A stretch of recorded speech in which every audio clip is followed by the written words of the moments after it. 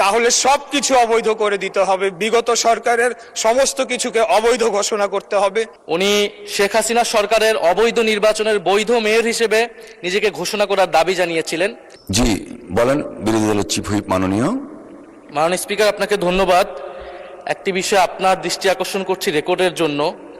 আমাদের মাননীয় প্রতিমন্ত্রী জনাব মীর শাহে আলম ওনার আগের বক্তব্য দিতে গিয়ে আমার সম্পর্কে একটি তথ্য দিয়েছিলেন, যেই তথ্যটি অসত্য। মাননীয় স্পিকার, উনি ওনার বক্তব্যে বলেছিলেন যে আমাদের মাননীয় একজন সংসদ সদস্য ইশরাক হোসেন উনি একটি দাবিতে আন্দোলন চালিয়েছিলেন গত অন্তর্বর্তী সরকারের সময়।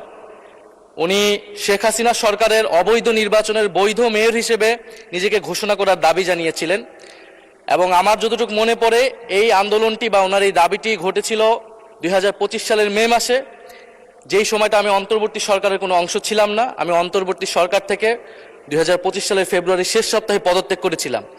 ফলে ওনার এই অসত্য তথ্যটিকে সংশোধন করার অনুরোধ রইল। মাননীয় স্পিকার, এই জন্য আপনার দৃষ্টি আকর্ষণ করছি, এটা খুব বেশি দিন আগের ঘটনা নয়। কারণ ওই আন্দোলনের পরে ওনার মনে থাকার কথা, উনি যেই ট্রফির কথা বলেছিলেন, ওই আন্দোলনের পরে অন্তর্বর্তী সরকারের প্রধান ডক্টর মোহাম্মদ ইউনূস লন্ডন বৈঠকে গিয়ে মাননীয় সংসদ নেতার কাছে সেই ট্রফিটি দিয়ে এসেছিলেন। Hire Google TV. Smart living powered by Homey AI. জি মাননীয় প্রতিমন্ত্রী ইশরাক হোসেন। মাননীয় স্পিকার, কার্যপ্রণালী বিধির 274 ধারায় আমাকে ব্যক্তিগতভাবে উদ্ধৃতি দিয়ে একটা অসত্য মন্তব্য করা হয়েছে, যার পরিপ্রেক্ষিতে আজকে আমি এখানে দাঁড়িয়েছি। আমি শুধু এই কথাটি বলতে চাই যে যদি অবৈধ নির্বাচনের অবৈধ দাবিদার আমি হয়ে থাকতাম, তাহলে ওই সময় বাংলাদেশের সর্বোচ্চ আদালত সুপ্রিম কোর্টের আপিলেট ডিভিশনের 7 জন বিচারপতির বেঞ্চে আমার রায়টিকে বহাল রাখা হয়েছিল, যেই আদালতের রেফারেন্সের উপরে ভিত্তি করে বিগত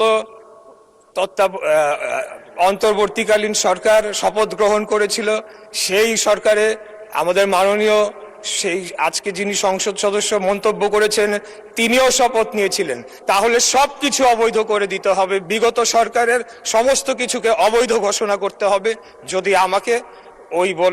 যদি বলা হয় যে আমার ওই রায়টি অবৈধ ছিল, কারণ বাংলাদেশের এইপেক্স কোর্ট সুপ্রিম কোর্টের অ্যাপিলেট ডিভিশনের 7 জন বিচারপতির বেঞ্চে আমার রায়টিকে বহাল রাখা হয়েছিল। অতএব আমি এটার তীব্র প্রতিবাদ জানিয়ে আমার বক্তব্য শেষ করছি। ধন্যবাদ সবাইকে।